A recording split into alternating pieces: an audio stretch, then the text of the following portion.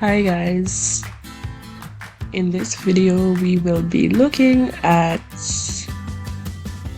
the circle, calculating the circumference, the area of the circle, the area of the sector, the length of an arc.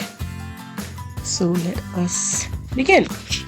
So we know that the circumference is pretty much the perimeter of the circle, and that it has its own formula, that is pi times diameter, and we know that 2 diameter makes a radius, so that means C can also be 2 pi r, 2 times pi times radius.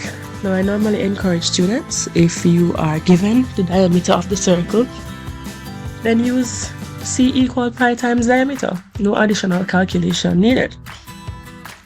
If you are given the radius of the circle, then use C equal 2 pi r. No additional work needed. So in this case, we are given the diameter, so that is what we're going to work with. Always write your formula first. C equal pi times diameter. Pi is 3.14 approximately, right? It can be a fraction, 22 divided by 7. And our diameter in this case is 7.07.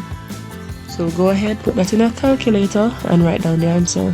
Now the answer is 22.1998. We will round it to 1 decimal place. If we're rounding to 1 decimal place, we look to the right of the number in the first decimal place. It's greater than 5, so we add 1. So our answer will approximately be equal to 22.3 units. We were not given a unit, so we're going to put unit. Now let's say we wanted to use the other formula. C equals 2 pi r. Then we would have to divide our diameter by 2, because 2 radius or 2 radii makes a diameter. So we would divide 7.07 by 2, and that would be 3.535. So now we would actually use 2 multiplied by 3.14 multiplied by 3.535. Put that in our calculator, and of course we would get the same answer. So if you have the diameter and you want the circumference, simply multiply the diameter by pi. If you want to use the other formula, then you divide the diameter by 2, and then you use C equal to pi r. Alright, so now we are given a sector of a circle. The question can be twofold.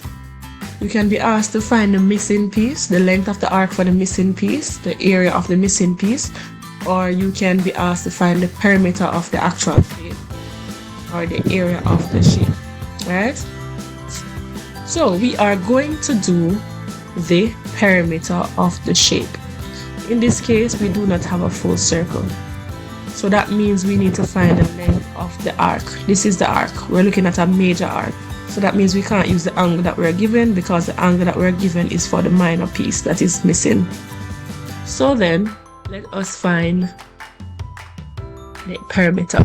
So we need to find the length of the arc first, which is the angle over 360 times 2 pi r.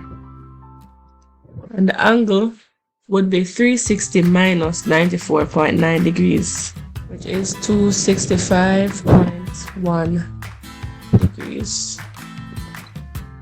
times 2 times pi times the radius, which is 10. In your calculator, you can put in all the multiplication first and then divide by 360. And I got 46.2 round into 1 decimal place. Once again, just in case you missed it, we subtracted 94.9 from 260 to get that angle there. So that is the length of the arc.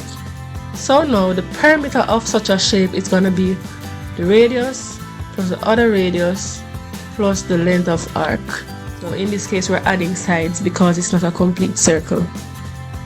So that's going to be 10 plus 10 plus 46.2, which is 66.2 centimeters. Or that is the perimeter of the shape.